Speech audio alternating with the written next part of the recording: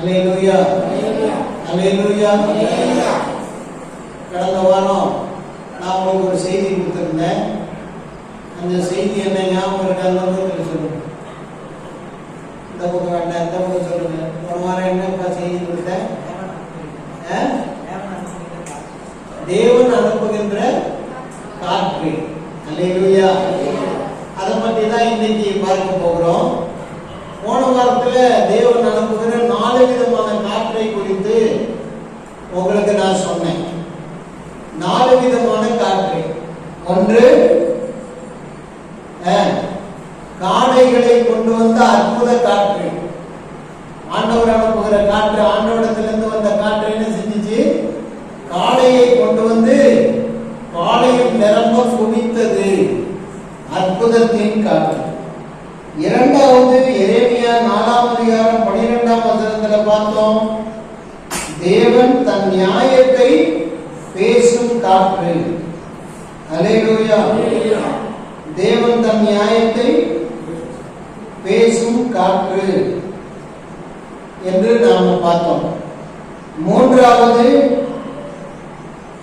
அப்போஸ்தலர் 2:2 பார்த்தோம். பரிசுத்த ஆவியானவரை வரவு செய்த காற்று. அக்கினிமயமாய் பரிசுத்த ஆவியானவரை மேல்வீட்டு அறையிலிருந்து உலகம் முழுவதற்கும் பரவுவதற்கு ஏதுவாய் இறங்கி வந்த காற்று என்று பார்த்தோம். அல்லேலூயா. நான்காவது, ஆதியாகமம் 8ஆம் அதிகாரம். ஆதியாகமம்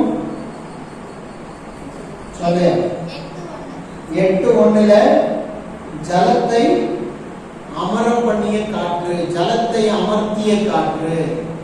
அல்லேலூயா, அல்லேலூயா. ஆண்டவரிடத்திலிருந்து எவ்விதமா 4 காற்றை தேவன் அனுப்பினார். தேவனிடத்திலிருந்து வருகிற காற்று ஒரு கிரியை உள்ள காற்று, கிருபை உள்ள காற்று, செயல்படும் காற்று, அக்கினி காற்று. அல்லேலூயா. அது மிகவும் மகத்துவமான காற்றுன்னு பார்த்தோம். இன்றைக்கு 4 காற்று பார்க்க போகிறோம். இன்றைக்கு ஒரு 4 காற்றை நாம் பார்க்க போகிறோம். யாத்ராகம புத்தகம் 15ஆம் அதிகாரம் 10ஆம் வசனம் படிங்க. யாத்ராகமம் 15:10 மைக்கில. உம்முடைய காற்றை வீச பண்ணினீர். கடல் அவர்களை மூடிக்கொண்டது. திரளான தண்ணீர்களில் ஈயம் போல அமர்ந்து போனார்கள். அல்லேலூயா. இந்த காத்து என்ன பண்ணுது? ஆண்டவர் தம்முடைய மோசேயின் என்கிற தாசனுடைய கோல்ல இருந்து ஒரு காத்தை கிளம்ப பண்றார். ஆண்டவர் என்ன சொன்னாரு? உன்னுடைய கோலை எடுத்து என்ன செய்ய? சமுத்திரத்தை 2ஆக பிளந்து விடு என்று சொன்னார். உடனே மோசே என்ன பண்ணாரு? தன்னுடைய கையில் இருந்த கோலை எடுத்து இப்படி காட்டினாரு செங்கடலுக்கு முன்னால. காட்டின உடனே அப்படியே பயங்கரமான காற்று வந்தது. ராத்திரி பகலா அப்படியே வந்த காற்று இந்த பக்கம் தண்ணீரை மதில் மாறி பிரிச்சுது, இந்த பக்கம் தண்ணீரை மதில் மாறி பிரிச்சுது. தம்முடைய ஜனங்களை அப்படியே உள்ள வழி நடந்து போக வைத்தது. அல்லேலூயா. 2 காரியங்களே இந்த காற்று பண்ணிச்சு பாருங்க.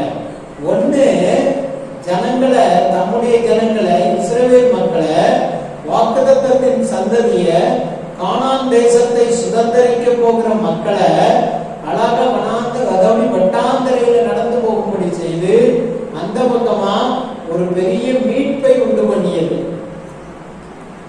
அல்லேலூயா. எதிரிகளும் பின்னால உள்ள வந்தாங்க. அவங்களுக்கும் இவங்களுக்கு இடையில தேவ தூதன் வந்து நின்றார். நின்ற உடனே இவங்களுக்கு அந்தகாரம் ஆயிடுச்சு, அவங்களுக்கு வெளிச்சம் ஆயிடுச்சு. ஆண்டவருடைய பார்வையில 2 விஷயத்தை புரிஞ்சுங்க. எதிரியா நீ சபைக்கு விரோதமா நின்னா உன்னை அந்தகாரம் மூடும், தேவ ஜனங்களுக்கு வெளிச்சம் முடியும்.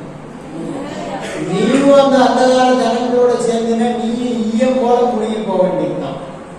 2 காரியத்தை இந்த காத்து செஞ்சு பாருங்க. ஒண்ணு தேவ ஜனங்களை வெளிச்சம் காட்டி வழி நடத்தியது, புரிஞ்சுதா? இரண்டாவது எதிரிகளை, பார்வோனின் சேனைய பயங்கரமா எதிர்த்து வந்த பெரிய கூட்டத்தை ஆண்டவர் ஈயத்தை அமர்த்துற மாதிரி அவிழ்த்து போட்டார் அந்த கடலுக்குள்ளே. அல்லேலூயா. இந்த ரெண்டையும் செஞ்சது எது? தேவனிடத்திலிருந்து வந்த காற்று. ஆமென். நீ தேவ ஜனங்களோட இருந்தா நீ அவிழ்ந்து போவதில்லை. நீ வெட்டாந்தரையில நடந்து வெளிச்சத்தை கண்டு தேவனை துதித்துக் கொண்டு கானான் தேசத்துக்கு போவாய். வாக்குத்தத்தத்தை சுதந்தரிப்பாய். பாலும் தேனும் ஓடுகிற தேசம் உனக்கு சொந்தமாகும். கர்த்தர் உனக்கு பங்கிட்டு கொடுப்பார். கர்த்தர் உன்னை சமாதானமாய் நடத்துவார். கர்த்தர் கண்மலையிலிருந்து தண்ணீரை வரவைப்பார். கற்பாறையிலிருந்து நீரூற்றை வரவைப்பார். மாறா என்கிற கசந்த நீரை மதுரமாய் மாற்றுவார். அல்லேலூயா, அல்லேலூயா. வனாந்திரத்தில் பேரிச்சம்பழத்தை கொடுத்து உன்னை போஷிப்பார். நீ எதிரியின் கூட்டத்துக்குள்ள நின்னா, கில்லாவுக்கு பண்றவன் கூட்டத்துக்குள்ள நீ நின்னா, அவனோட சேர்ந்து வாழை காட்டுற விலங்கு மீனுக்கு மீனாவும், தலையை காட்டுற விலங்கு மீனுக்கு பாம்பாவும் நீ நடந்துக்கிட்டீங்கன்னா நீயும் ஈயம் போல முழுகி போறது நிச்சயம். இந்த காத்து ரெண்டு வேலையும் செய்யும். தேவ ஜனங்களை சமாதானமா நடக்கும். ஜால்ரா போடுற கோஷ்டி எல்லாம் பின்னால வச்சு ஆண்டவர் அமுக்கிடும். எத்தனை பேருக்கு புரிஞ்சுச்சு? வர மாட்டேங்குது, வராது, பயமாலே இருக்கு. இல்ல சிலருக்கு வேடிக்கையே இருக்கும். பாஸ்டுக்கு ஏதோ தோணி இருக்கு போல, அதான் இன்னைக்கு ஒரு வசனம் எடுத்துட்டு வந்துட்டாரு. ஒரு வசனம் இல்லை, 4 வசனம் சொல்ல போறீங்க. அல்லேலூயா, அல்லேலூயா. சரி, இந்த மீட்டு கொண்டு போனார் அந்த ஜனங்களை. அதுக்கு என்ன அர்த்தம் தெரியுமா? அவர்கள் ஞானஸ்நானம் எடுத்து விட்டார்கள். ஆரம்ப காலத்துல இந்த கானான் தேசத்து ஜனங்க அப்படியே அந்த கடல்ல சமுத்திரம் இரண்டாக பிரிந்து அதுல நடந்த அந்த பக்கமா போனது ஞானஸ்நானத்துக்கு அடையாளமா இருக்கு. அவங்க எல்லாம் மீட்கப்பட்டாங்க. யாரெல்லாம் அந்த ஞானஸ்நானம் எடுக்க போற மறுமைக்கு போகிற அந்த கூட்டத்தை தடுக்கிறதுக்கும் அழிக்கிறதுக்கும் கொள்ளையாடுறதுக்கும் பின்னால வந்தாங்களோ அவங்களையும் அங்கேயே சமாளி வச்சிருச்சு அந்த காத்து. நீ ஞானஸ்நானம் எடுக்கிற கூட்டத்தில் இருக்க போறியா, அல்ல கில்லாவுக்கு பண்ற கூட்டத்தில் இருக்க போறியா?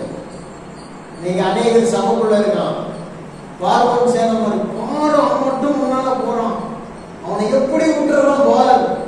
அவனை மட்டும் பாசு தூக்கி வச்சு பார்க்கிறாரு. அவனை மட்டும் போடுறாரு. அவனை மட்டும் பாட்டு பாட விடுறாரு.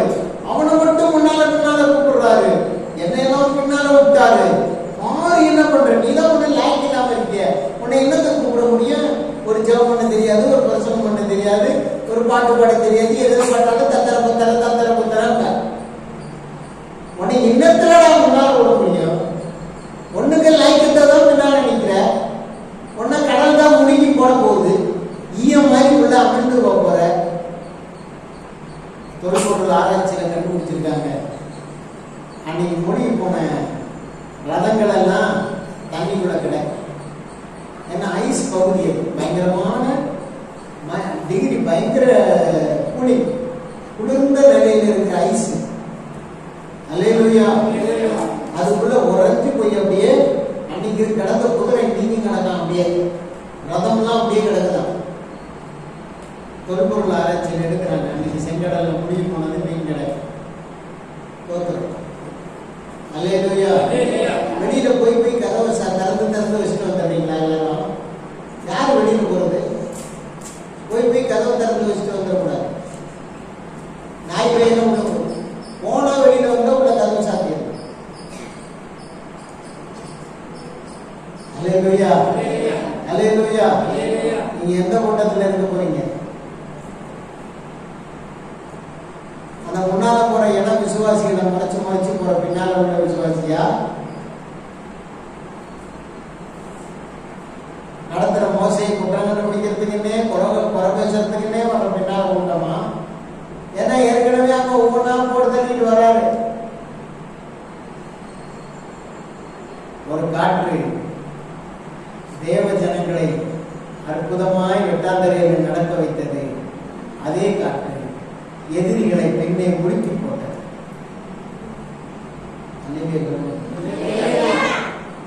ஏன்னா வசனமால இருக்கு. இப்படி கூட ஒரு காத்து வச்சிருக்காரு ஆண்டவர். இது கூட தெரியலையே நமக்கு. ஐயோ சாமி, நான் என்னதான் பண்ண போறேன்னா தெரியலையே அப்படின்னு உட்காந்துருக்கீங்க. எங்க அல்லையே வரும்? எந்த கூட்டத்துல இருக்கேன்னு பார்த்தா பின் கூட்டத்துல இருக்கீங்க போல. அதான் அல்லையே வர மாட்டேங்குது. பரவாயில்லையா? பின்புட்டமா முன்புட்டமா?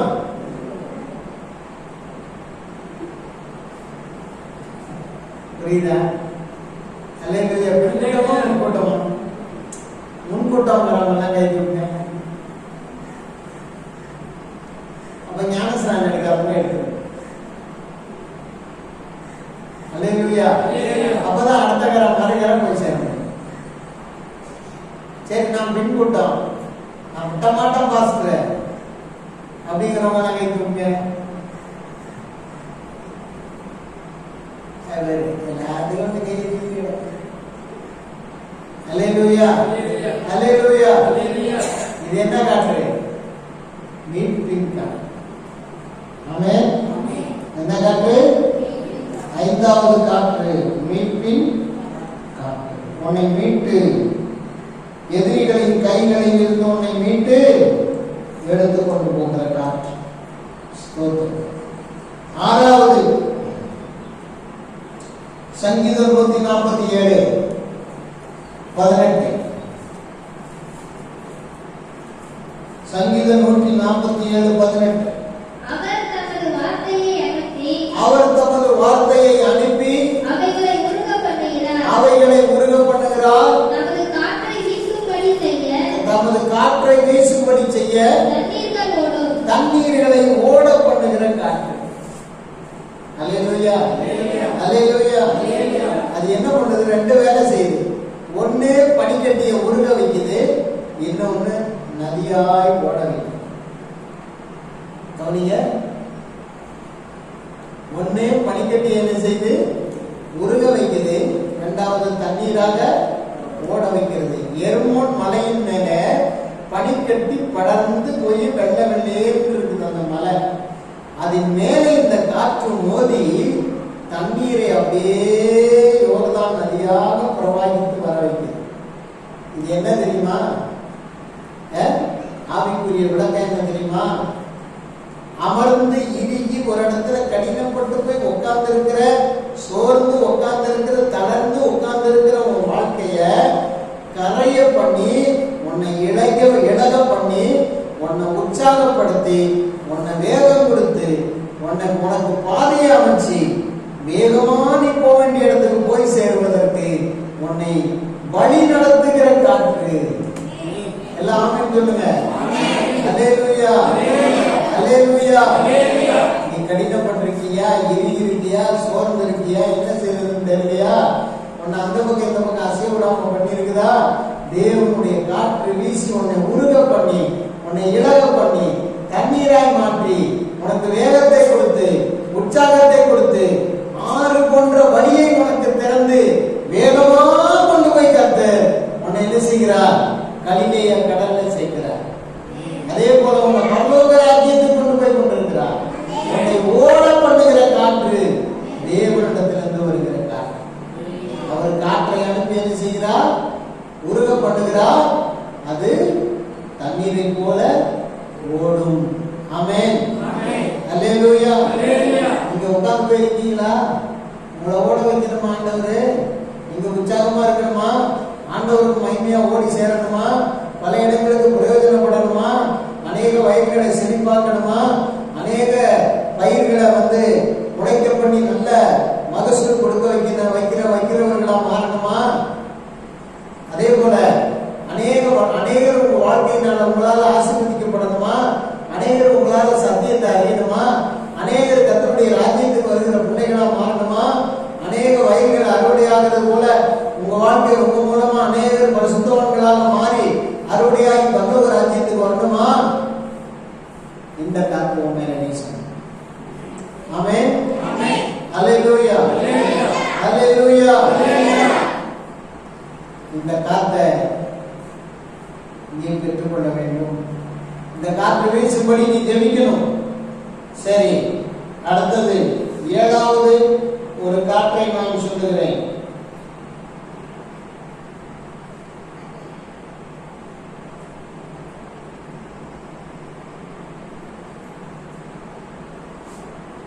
எசேக்கியேல் தீர்க்கதரிசியின் புத்தகம் 37ஆம் அதிகாரம் 1ஆம் வசனம் முதல் படிங்க. கர்த்தருடைய கை என் மேல் அமர்ந்து கர்த்தர் என்னை ஆவிக்குள்ளாக்கி வெளியே கொண்டு போய் எலும்புகள் நிறைந்த ஒரு பள்ளத்தாக்கின் நடுவில் நிறுத்தி என்னை அவைகள் நடுவே சுற்றி நடக்க பண்ணினார். பள்ளத்தாக்கின் வெட்ட வெளியிலே அந்த எலும்புகள் மகா திரளாய் கிடந்தது. அவைகள் மிகவும் உலர்ந்ததும் காய்ந்ததுமாய் இருந்தது. அவர் என்னை நோக்கி, மனுபுத்திரனே, இந்த எலும்புகள் உயிரடையுமா என்று கேட்டார். போதும். அல்லேலூயா. சுமார் 2000 ஆண்டுகளுக்கு முன்பாக தேசத்துக்கு தேசம் சண்டை போடுவாங்க. யுத்தம் நடக்கும்போது அப்ப வில்லு, அம்பு, ஈட்டி, கேடயம், ரதம் இதுதான் சண்டையினுடைய கருவி. அல்லேலூயா. இப்ப மனுஷன் இல்லாமலே ட்ரோன் வந்து அடிச்சுட்டு போகுது. அன்னைக்கு கத்தி, ஈட்டி, வில்லு, அம்பு இதான் வச்சு அடிப்பாங்க. அடிச்சதுல